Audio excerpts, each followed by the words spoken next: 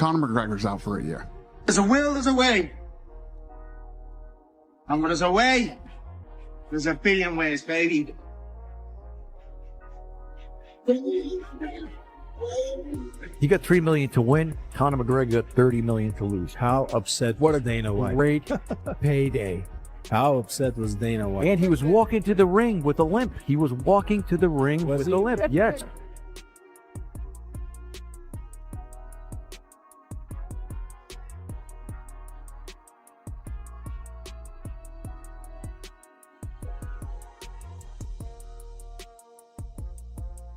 You haven't had a proper crunch in a minute? No, Okay. because I took it. I'm going with the creamsicle today.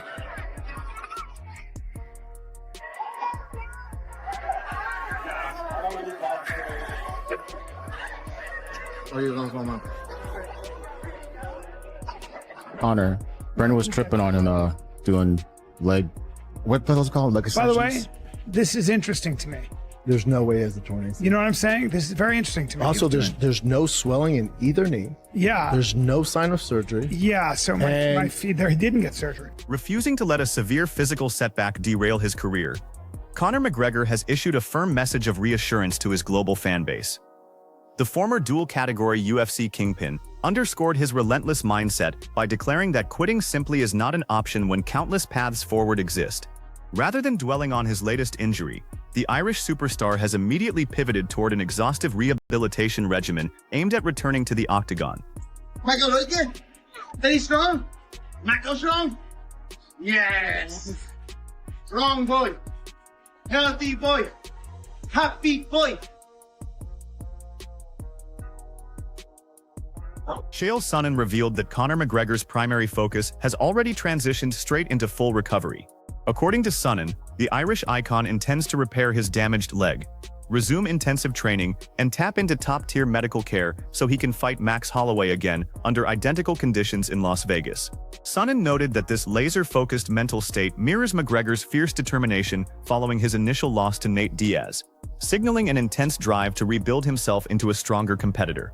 Conor was making it very clear, let's get this leg, let's get in the gym, let's get the best regenerative medicine, let's get back in there with Max, bringing it right back to Vegas, right back to this weight class, and right back to the same rounds. The exact same thing that Conor said, oh, and by the way, went through with, after his first experience with Nate Diaz. That was the Conor that was coming out saying, Max, same rules, same weight, same everything, even put it in the same video. Although the extreme severity of the damage initially raised widespread doubts about whether Conor McGregor could pull off another comeback, his true motivation is fueled by a desire to silence skeptics.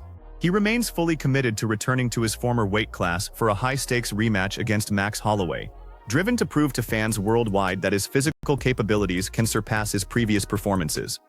But I didn't believe at that time that he would succeed.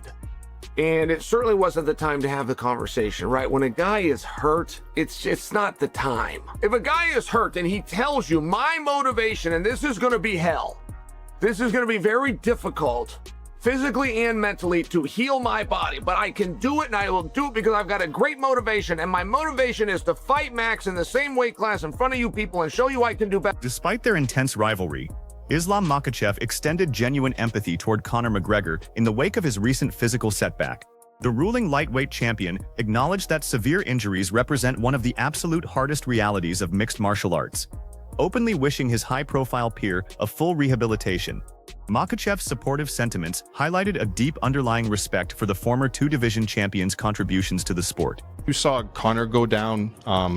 What was your honest reaction to that? Honestly, I feel bad, but I know Max gonna beat him, but not like fast like this, in the first minute. I want to see how he fight after the five years, and honestly, feel bad when it's happened. Conor McGregor revealed that his latest training camp spans far past basic physical conditioning, emphasizing a heavy focus on psychological fortitude. The Irish fighter shared that he spends every day actively refining his mindset, viewing mental evolution as a skill requiring relentless discipline. He also highlighted his oldest sister's critical guidance, noting that their meaningful conversations have grounded him mentally and prepared both his mind and body for the grueling journey ahead.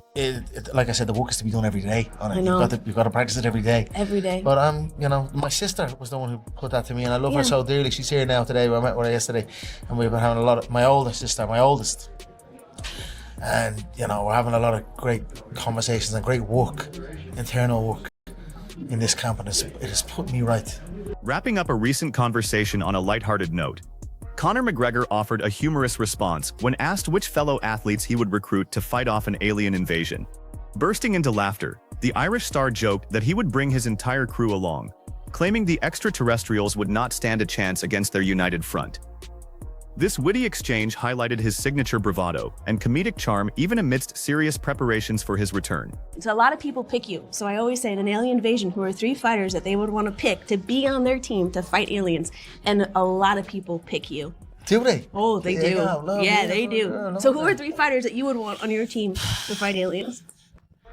My team, the boys, all the lads, look at this outfit, we roll heavy, baby. The aliens don't stand a f***ing chance. Behave yourself, aliens. With the Mac Daddy. Yeah, with the Mac Daddy. And he's abstaining, so you better watch out. Darren Till strongly dismissed critics who claimed Conor McGregor's recent demeanor signaled internal weakness inside the fighting world. Till insisted that emotional distress or private struggles must never serve as ready-made excuses during high-level competition, arguing that anyone rattled by minor arguments has no business stepping inside the cage. He completely brushed aside the armchair analysis, standing up for McGregor's proven mental toughness. You don't want to be having any arguments with your girlfriend fight week, or you don't want your girlfriend staying with you the night before a fight. Well, what does that mean? So does that mean if you have an argument with your girlfriend the night before a fight, you just everything goes out the window, then all your training, and you forget to throw you forget to throw a jab and all that shit. So because you've had an argument with your girlfriend or your mum, you go in that cage and everything's off, your body language is off, or your head's not right because you had an argument with your girlfriend. If that is the case, you shouldn't fight. You're a fucking muppet. Get out the sport. Because I'll tell you now, I could have an argument with my girlfriend, my mother, or anything like that. That wouldn't stop me from throwing a jab or fighting the way of. During a feature conversation with Ariel Helwani, Darren Till doubled down on his defense of Conor McGregor regarding fan speculation about his body language. Till pointed out McGregor's historic resume as a simultaneous 2-division UFC champion, insisting it is entirely unfair for outsiders to evaluate an elite fighter's mindset based purely on outward appearances. He emphasized that only the combatant themselves truly comprehends their internal state right before the octagon door snaps shut. Body language is off. Oh, Conor doesn't look too good. What do you mean Conor McGregor doesn't look too good? He's won 2 UFC titles in the UFC. What are you on about? You just don't know what you're talking about. Is there not a confidence thing though? Like, if you don't believe in yourself, and I'm not saying that was the case with him, but sometimes you can tell when someone really truly believes they're gonna win, and when, you know, they're maybe doubting themselves. That's a real thing in a fist fight, right? It's a real thing, but there's been, how many instances has there been where people haven't believed in themselves and still won the fight? Sometimes it actually doesn't matter. You know, all this manifestation and all this. Brendan Schaub and Brian Callen recently analyzed Conor McGregor's injury timeline, openly airing their skepticism regarding the official narrative. Pointing out the surprising absence of obvious swelling around his knee, Schaub pondered whether McGregor might have avoided surgical intervention altogether, or if key details remain unreleased. While clarifying that their observations were purely theoretical, both podcast hosts questioned the official breakdown given the lack of verified medical data. Tripping on him, doing leg, what those called? Leg extensions? By the way, this is interesting to me. There's no way he has a torn ACL. You know what I'm saying? This is very interesting to me. Also, there's no swelling in either knee. Yeah. There's no sign of surgery. Yeah, so my feed there, he didn't get surgery. So my feeling is, I'm going to say it, well, is it possible he just didn't want to fight that night? God, that'd be tough. He's that good of an actor. Have you seen Roadhouse? Brian Callen rejected claims that Conor McGregor lacked proper physical preparation, stating his belief that the fighter trained vigorously. However, Callen emphasized that overcoming a 5-year hiatus from professional competition presents a massive hurdle, especially when stepping immediately into a main event showdown against an elite rival like Max Holloway. He warned that such an extended period away from high-stakes combat inevitably hampers any athlete's sharpness. Do you think he's so nervous partially because he didn't train hard enough for this fight? No, I think he trained hard for the fight. I think 5-year layoff. Ian Machado Gary clearly stated that replicating Conor McGregor's path does not form any part of his career blueprint. While acknowledging McGregor's landmark achievements and massive role in popularizing Irish mixed martial arts, Gary stressed his commitment to forging an independent legacy inside the promotion. Instead of operating as a secondary version of McGregor, Gary wants combat sports fans to evaluate him strictly on his own performances, unique skill set, and championship trajectory. Being the next Conor McGregor is not a f***ing plan. Wrote down on words on a piece of paper. I only went to college to please my mum. She said, Ian, please go to college. Like, your sister didn't go. I don't know if your brother's going to go. I was the middle child. Can you please go? Because I want you to go to college. You need to get a degree to succeed in this world. You need to go to college, then get a good job, and it sets you up for the typical nonsense we hear about this world today. Quit college, and I went and I joined the gym. And I said, this is what I'm going to do. And she was like, you what? Dylan Dennis pointed out one of Conor McGregor's most formidable tactical assets: his uncanny capability to maintain composure right before entering the cage. Even as chaotic arena noise and immense pay-per-view pressure peak, McGregor retains a calm, collected demeanor that has served as a cornerstone of his historic UFC run. Dennis emphasized that this unflappable composure highlights the deep confidence driving McGregor's athletic achievements. And he did just unwavering confidence. Dude, he literally said that to me, like, calm me down. And then I remember we were in the tunnel. And I don't know if you've ever been back in the UFC. Dude, when he's about to come out, it's like an earthquake's about to happen. And it's fucking nerve-wracking. He just turns around. He's like, you ready for this? He just fucking pounds me. I was like, but now I am. It's nerve-wracking, bro. He deals with pressure like no one ever. It's crazy, bro. Like, it's insane. Like, the fights that he puts on, and it's just like... UFC chief Dana White confirmed he has zero fresh updates regarding Conor McGregor's recovery timeline, even after videos emerged online displaying the fighter attempting leg rehab drills. White simply reiterated that McGregor remains sidelined for roughly a full year, adding that he possesses no internal details concerning the actual state of the fighter's knee. Dana, in the front, Matt Tucker, Fight Hub TV. We saw Conor McGregor doing leg exercises the other day. Any idea what's going on with that knee? I have no idea. Yeah.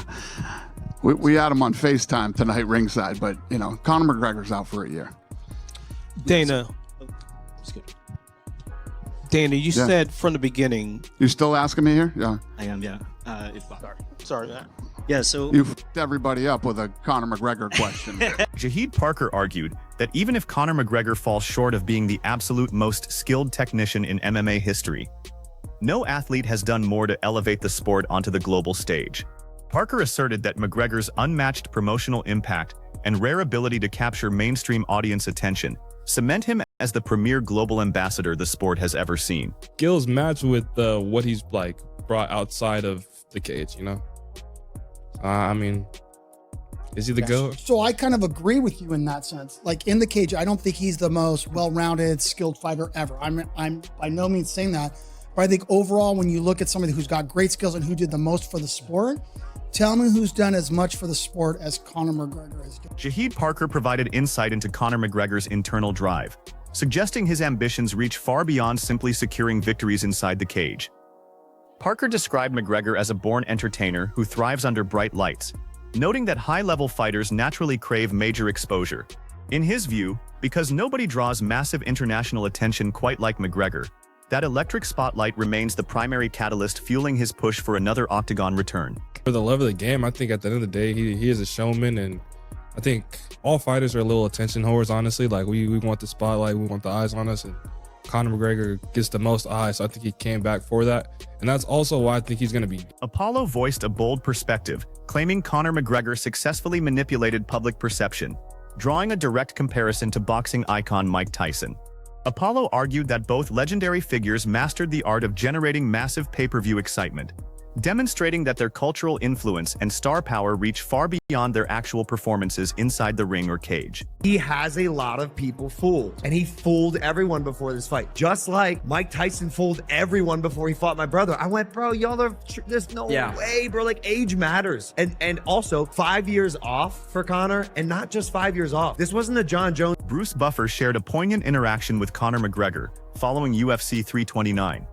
Explaining how inspiring it was to witness the former double champion maintain an optimistic outlook despite his severe injury. Buffer commended McGregor's remarkable resilience, stating he remains confident that fight fans everywhere are eager to see the Notorious pull off one more historic comeback inside the octagon. have a lot of history with Conor, and I hated to see that happen. And when I got face to face with him, I put my hand on his shoulder to just say, "Are you okay?" And he came in and hugged me and put his head on my shoulder, and we had that moment together. For years, the first time I met him was when he was like 19 years old at the first UFC we did in Dublin. Joe Rogan recently praised Conor McGregor's extraordinary discipline during the height of his career, highlighting that his weight cuts to reach the 145-pound division were among the most grueling in MMA history. Rogan described those weight cuts as intensely punishing on the body, emphasizing that McGregor's ability to consistently deliver dominant performances, despite such physical strain, stands as a testament to his elite work ethic. Michael, look good. Very strong. Michael strong. Yes. Strong boy. Healthy boy. Happy boy. That wraps up our coverage of today's top MMA and UFC headlines. If you enjoyed this breakdown, please drop a like, subscribe to the channel, and turn on notifications so you never miss breaking fight announcements, camp updates, or exclusive combat sports stories. Thank you for watching, and we will catch you in the next video.